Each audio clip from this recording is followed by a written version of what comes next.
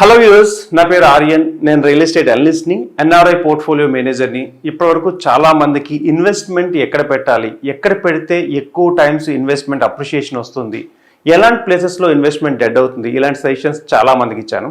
So ఈరోజు మనం మాట్లాడుకునే టాపిక్ ఏంటంటే, ఇప్పుడు ప్లాట్ కొనకపోతే ఫ్యూచర్లో రిచ్ పీపుల్ లిస్ట్లోంచి మనం ఉండలేమా అనే దాన్ని ఒకసారి డిస్కస్ చేద్దాం.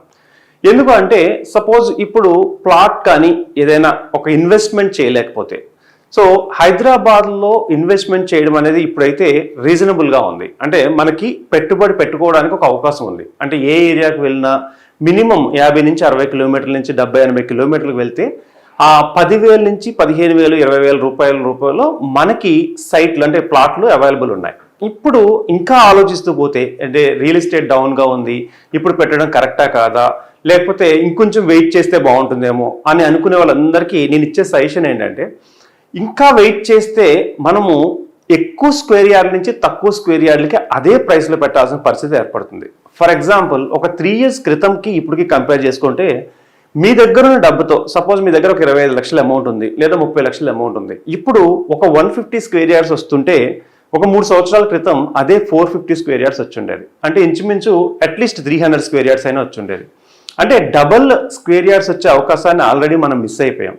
చాలా మంది అనుకుంటారు సిటీ ఎక్కడి నుంచి డెవలప్ అయింది, మనకి నాంపల్లి నుంచి చూసుకుంటే ఫస్ట్ ఎస్ఆర్ నగర్ ఏరియా వరకు ఉంటే అదే పెద్ద గొప్ప అనుకునే వాళ్ళం. తర్వాత కుకట్పల్లి దాకా విస్తరించింది, తర్వాత గచ్చిబౌలి వరకు విస్తరించింది. ఇప్పుడు అలా ఔటర్ రింగ్ రోడ్ నుంచి రీజనల్ రింగ్ రోడ్ వరకు ఇన్వెస్ట్మెంట్లు వెళ్ళిపోయింది.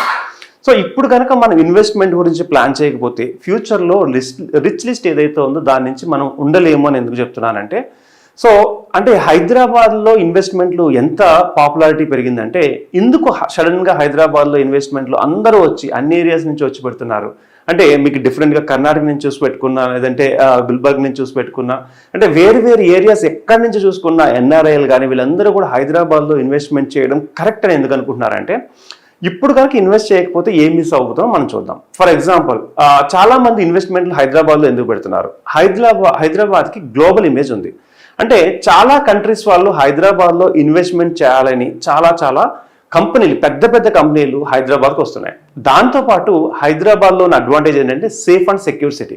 మీరు చూడొచ్చు, లేడీస్ అర్ధరాత్రి 12 తర్వాత కూడా సేఫెస్ట్గా ఉండే సిటీ ఏదైనా ఉందంటే అది హైదరాబాదే. దీని గురించి మనము అంటే ఇంత సేఫెస్ట్ సిటీలో, అంటే ఓవరాల్గా ఇంటర్నేషనల్ అప్రోచ్ ఉన్న సిటీలో ప్రతి ఒక్కళ్ళు కూడా కంపల్సరీ ఇన్వెస్ట్మెంట్ పెట్టాలనుకుంటారు. అయితే మన దగ్గర ఉన్న ప్రైస్ ఎంతో, మీరు ఫస్ట్ ఆఫ్ ఆల్ మీ దగ్గర ఎంత అమౌంట్ ఉంది, ఓకే 10 లక్షలు ఉందా, 15 లక్షలు ఉందా, 20 లక్షలు ఉందా, లేదా 30 లక్షలు ఉందా?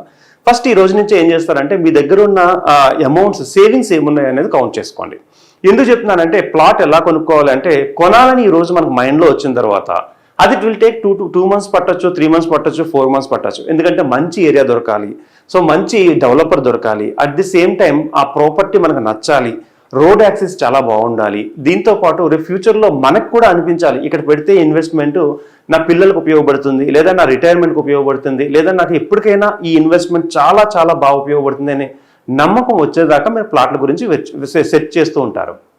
నేనేమంటున్నానంటే, మీ దగ్గర 4 లక్షలు 5 లక్షలు ఉన్నా కూడా 30 లక్షల ప్లాట్కి మీరు వెళ్ళి చూడండి. 30 లక్షల ప్లాట్ని కొనడానికి ధైర్యం చేయండి.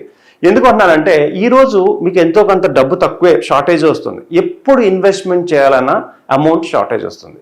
సో దీన్ని మీరు గుర్తుపెట్టుకోండి. దీన్ని ఎక్కడి నుంచి ప్రొక్యూర్ చేసుకుంటారంటే, లోన్స్ నుంచి అయినా ప్రొక్యూర్ చేసుకోండి, మీ దగ్గర ఉన్నటువంటి ఏమైనా సేవింగ్స్ నుంచి ప్రొక్యూర్ చేసుకోండి, లేదంటే మనం ఏదైనా చిట్స్ ఉంటాయి కదా, ఆ చిట్స్ నుంచి అయినా ప్రొక్యూర్ చేసుకోండి, ఫ్యామిలీ ఫ్రెండ్స్ నుంచి తీసుకోండి.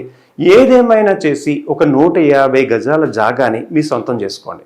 ఎందుకు చెప్తున్నానంటే, చాలా ఎగ్జాంపుల్స్ దీని గురించి చెప్పొచ్చు. ఇప్పటి వరకు నేను ఇన్వెస్ట్మెంట్ చేయించిన వాళ్ళందరినీ కూడా సడన్గా చాలామంది తక్కువ టైంలోనే ఎక్కువ అప్రిషియేషన్ రావడము, వాళ్ళు పెట్టిన ఇన్వెస్ట్మెంట్ 20-30 లక్షలు వితిన్ 3 to 4 yearsలో ₹1,00,00,000 దాకా వెళ్ళడము, కొంతమందికి 5 yearsలో ₹1,00,00,000 దాకా రీచ్ అవ్వడము. ఈ ఎగ్జాంపుల్స్ అన్నిటిని మీకు నెక్స్ట్ ఎపిసోడ్లో మీకు ఎక్స్ప్లెయిన్ చేస్తాను. సో ఎవరైనా అమౌంట్ ఉంటే దయచేసి ప్లాట్స్ మీద పెట్టుబడి పెట్టుకోండి.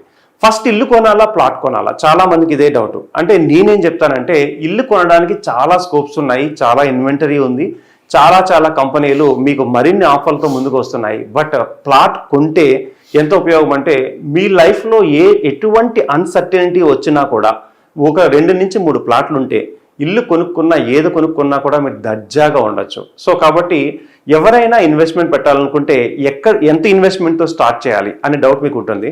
మీకు బిలీవ్ మీ అన్నట్టు 1 లక్ష మీ దగ్గర ఉన్నా కూడా రిమైనింగ్ అమౌంట్ పుల్ చేసుకుని ఒక ఇన్వెస్ట్మెంట్ కింద స్టార్ట్ చేస్తే 150 గజాలు, 200 గజాలు, 250 గజాలని మీ సొంతం చేసుకోవచ్చు. ఫస్ట్ ఆలోచన వచ్చింది అంటే ఆటోమేటిక్గా అది ఎలాగైనా సరే 100% సక్సెస్ అవుతుంది. మీరు చేయాల్సిన పని ఏంటంటే ఈ రోజు నుంచి నా ఫస్ట్ ఇన్వెస్ట్మెంట్కి నేను ఎలా మనీని ప్రొక్యూర్ చేసుకోగలను. ఫస్ట్ ఏం చేస్తారంటే మీ దగ్గర ఉన్న సేవింగ్స్ ఒక పేపర్ మీద రాసుకోండి. హస్బెండ్ వైఫ్ ఉంటే ఇద్దరు కూర్చోండి. ఇద్దరు జాబ్స్ చేస్తే మీ శాలరీలోంచి ఎంతెంత అమౌంట్ తీసుకుని దాన్ని ప్లాట్ కొనుక్కుందాం అనుకుంటున్నారో ఒక ప్లేస్మెంట్లో చక్కగా నీట్గా రాసుకున్న తర్వాత అది ఎన్నాళ్ళు మనం వెయిట్ చేయగలము ఇవన్నీ డిసైడ్ అయిన తర్వాత ప్లాట్స్ ఎక్కడ వెతకాలి అంటే 100% రెరా అప్రూవ్డ్ ప్లాట్లే తీసుకోవాలి. మంచి కంపెనీ దగ్గరే బై చేయాలి. అండ్ ఎవరైనా ఇన్వెస్ట్మెంట్ చేసేటప్పుడు ఇన్వెస్ట్మెంట్ ఎలా చేయాలి, ఎక్కడ చేయాలి అనేది ఎవరైనా అనలిస్ట్ని అడిగి తెలుసుకోండి. అంటే మీరు ఇంత కష్టపడి సంపాదించిన డబ్బుని ప్లాట్లో పెట్టాలనుకున్నప్పుడు ఫస్ట్ మీరు చేయాల్సింది మీ దగ్గర ఉన్న అమౌంట్ ప్రొక్యూర్ చేసుకోవడము. సెకండ్ మీరు చేయాల్సింది మంచి ప్లాట్ని సెలెక్ట్ చేసుకోవడము. థర్డ్ మీరు చేయాల్సింది రెరా ఉందో లేదో సెలెక్ట్ చేసుకోవడము. ఫోర్త్ మీరు చేయాల్సింది ఈ ప్లాట్ కొన్నట్టు 100 మందికి చెప్పడం అనేది అనవసరం అండి. ఎప్పుడైనా సరే ఇల్లు కొంటే 100 మందికి చెప్పండి, కానీ ప్లాట్ కొంటే 4-5కి మాత్రమే, అది కూడా మీకు అత్యంత సన్నిహితులకు మాత్రమే చెప్పండి. ఎందుకంటున్నానంటే ప్లాట్ కొందామంటే ఎవరు కూడా పెద్దగా మిమ్మల్ని ఎంకరేజ్ చేయరు. ఎంకరేజ్ చేయకపోవడం సరికదా మిమ్మల్ని డిక్రేజ్ చేస్తుంటారు. అసలు మీకు ప్లాట్ ఎందుకు, అక్కడ ఎందుకు ఇన్వెస్ట్మెంట్, ఇక్కడ ఎందుకు ఇన్వెస్ట్మెంట్. సో ఇలా ఎవరైతే మిమ్మల్ని డిస్టర్బ్ చేస్తారో వాళ్ళని వెరిఫై చేసి చూసుకోండి. వాళ్ళు 100 ప్లాట్లు కొన్న వాళ్ళు అయితే కాదు.